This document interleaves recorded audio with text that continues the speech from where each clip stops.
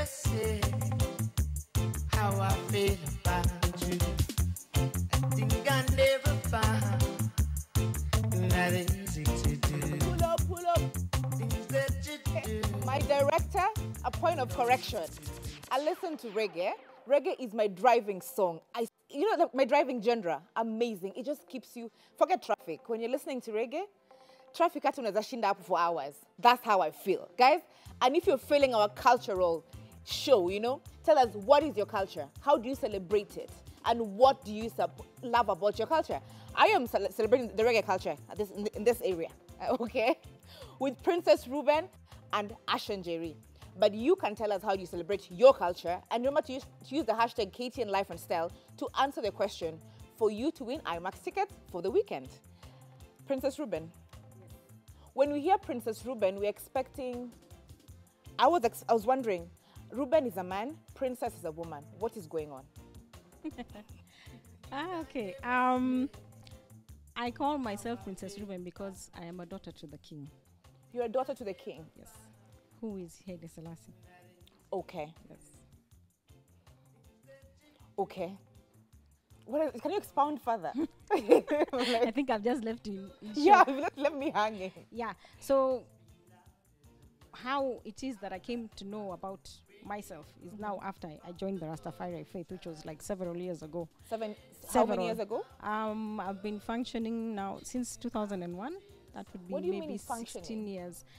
When I became a member of one of the Rastafari mansions, which is the 12 tribes of Israel. Okay. So I took that name because as Reuben, I am named after one of the 12 sons of Jacob. Yes, and Reuben was the firstborn. Okay. Yes. So you're the firstborn. I identify myself with the tribe of Reuben, hence the name now Princess Reuben. And at the same time, I am a daughter of Haile Selassie, who is my king. Okay. Yes. And Asha and Njeri? Yeah, Njeri Asha is. I call myself Asha because I'm from the 12 tribes of Israel. Yeah. And from the tribe of Asha. I'm the 9th born. And I came to know about the 12 tribes of Israel about 4 years old ago. So I'm a bit younger. So I'm a small child to Sister Reuben. But wait, when you say you're the 9th born, yes. Do you mean this is the 9th tribe or? Yeah, the 9th. That's the 9th son. The 9th son was Asha. Okay. Born in the month of December. Okay. So when you joined the organ, you have to identify yourself with the month that you're born. And when you identify yourself with the month you're born, that is your tribe. So to me, I was born in the month of Asha. I'm an Ashite, and actually people know me as Asha. If you come ask Esther Njeri, that's my name. People tell you even what I do. They'll tell you, Njeri ni nani? We know Asha. Yeah. Yeah, even I think Sevo knows me. Do you know, before we go so far, because we're also all wondering, reggae, 12 tribes of Israel, reggae culture, roots. Can we just see a feature that brings us in, at least just so that we can all be, the viewers and us can all be on the same page about what we're discussing before we go into the interview? Is that okay? Let's just see the feature about reggae roots and culture.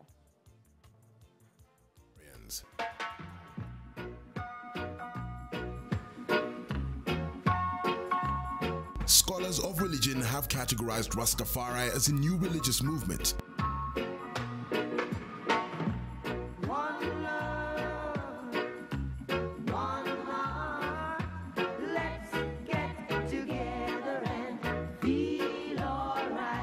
From Rastafari's origins, the religion is intrinsically linked to Haile Selassie of Ethiopia, who ruled Ethiopia from 1930 to 1974.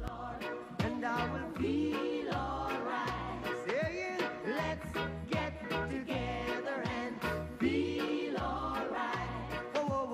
Rasta movement is organized on a largely cellular basis.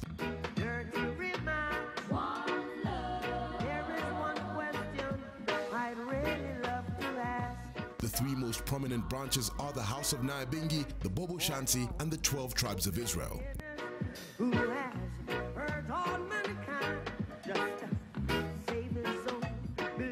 Each of which offers different interpretations of Rasta belief.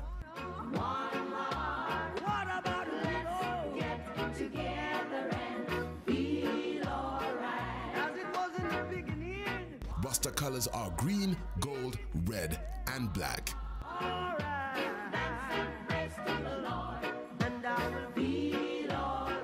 Find out this and more next on Life in Style.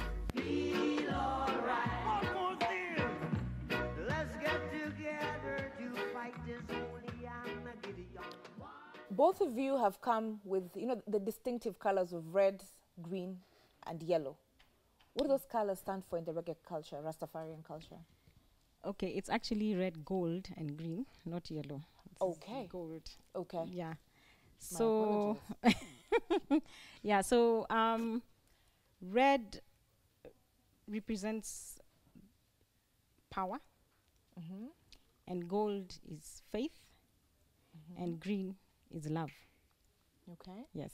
So that is why, in fact, we have green on top, because love, you know, even like how you mentioned how you like reggae.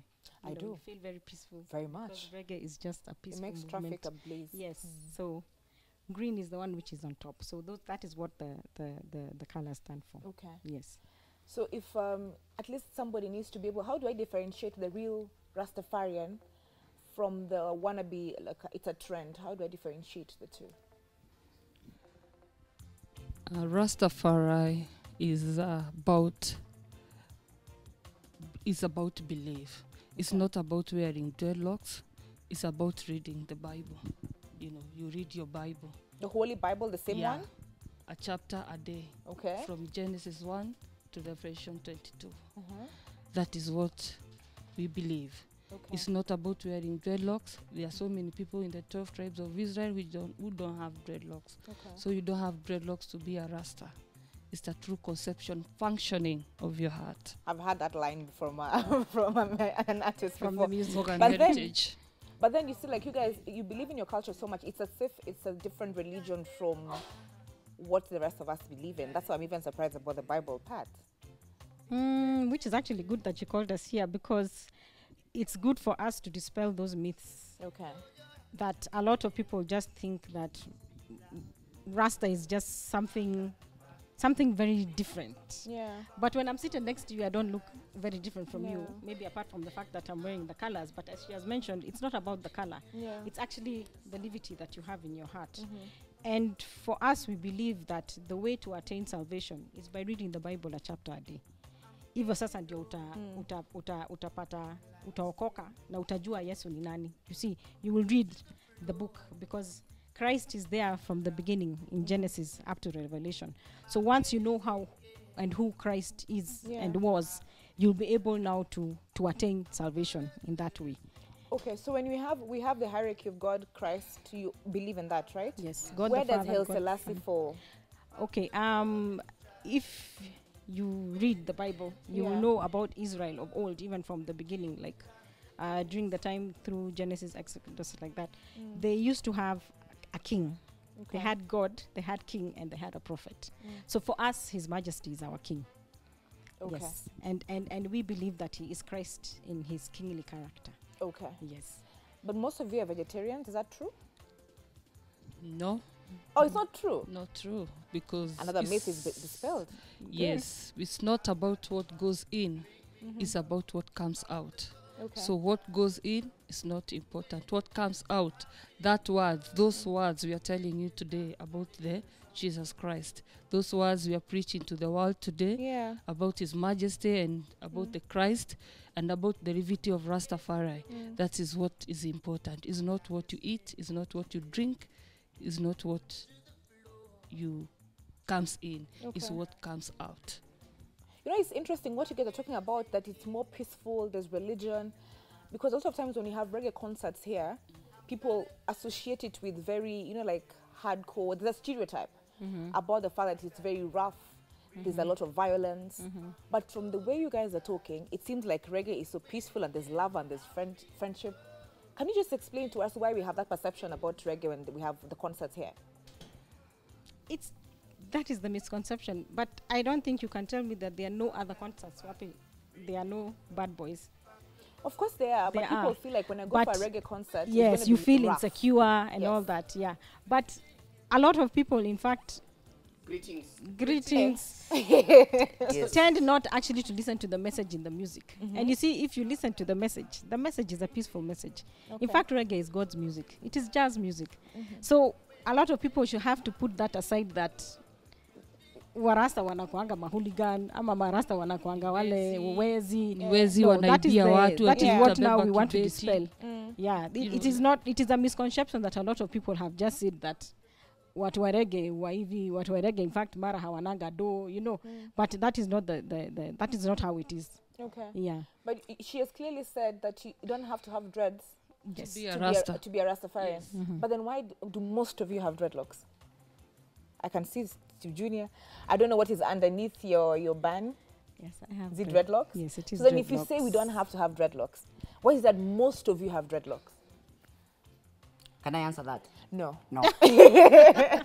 I have the gurus. Oh. Yes. I'm also small gurus. I know so much. Leo niko class. Sawa. Eh? Aisha. So Asha. Oh, Asha. When you look to the culture or to people where Rasta came from, that is Jamaica, they grew the hair, which is when you read the Bible, it's a Nazarite, that you've committed your life, you've given your life to God. Okay. So your hair is part of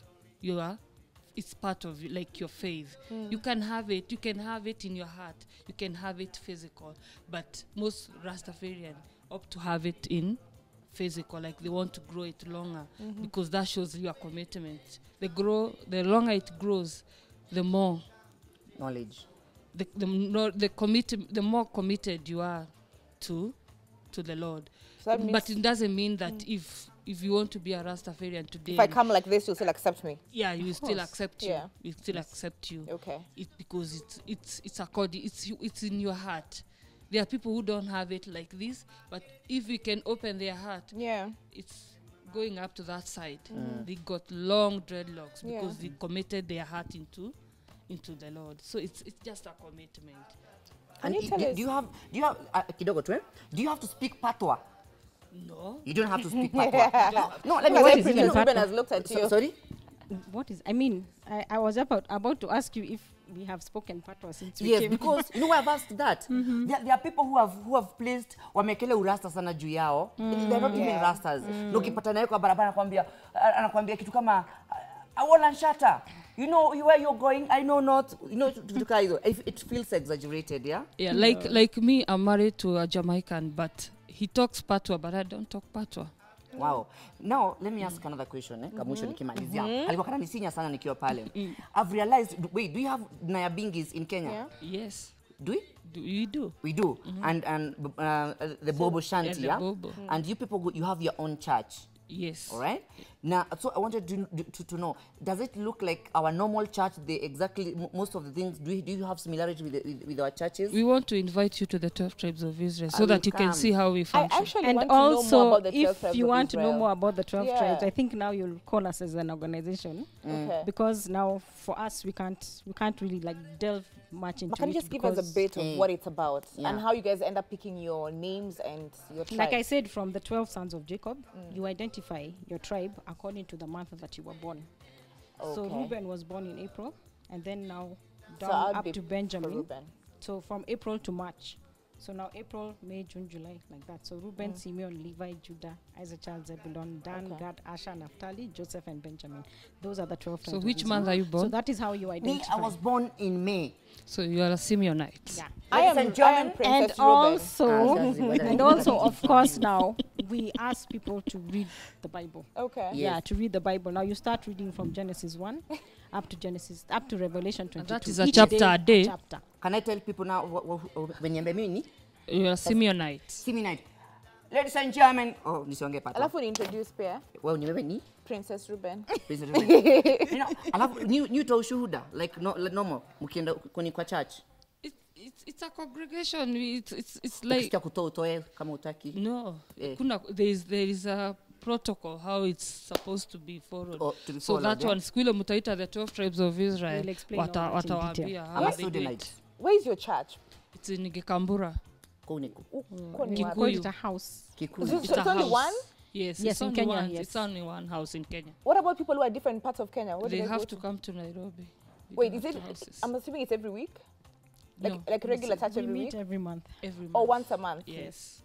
Huh. So they all congregate in the same place once a month? Yes. And is your hair sacred? Like, why is it covered? Why do you always cover it in turbans? Is that a meaning for anything? We don't cover our... Well, you're wearing... But when you pray, we do cover. When we pray, we do cover. But when we're going out, we can opt. You can stay without, you can cover, you wish. We need to have you guys again on this 12 tribes of Israel and more of your Rastafari. Ya kufanya hivi, inakwanga yeye ama ni ya watu kujekelea tu mrafiki kujekelea. Ama mkiuko kwenye new dance hivi. Anyone can dance anyhow they want. Oh, so it's not bad, yeah? We'll definitely have this guys back for to know more about the 12 tribes of Israel. Yes. And their churches, there's more to this story. The house. It's not a church, it's a house. Yeah, it's a house. Leon Komenko class.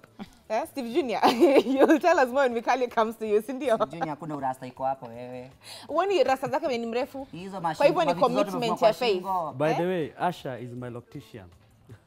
Okay, sorry? She's a loctician. Yes, but tell Steve to remove hizi vitu kwa shingo. Eke beads. Steve, unatuangusha. Decide where you want to be, mababi ama warasta. Sema anaangusha na ona hii yako na nini shanikwa? Hii ni wealth ya Africa. Wapi? Africa. Wapi? Country gani? Gold is kwa Africa. Acha anashika tupate mix mzuri ndio zinatengenezwa Japan. Si China. Oh, ni China.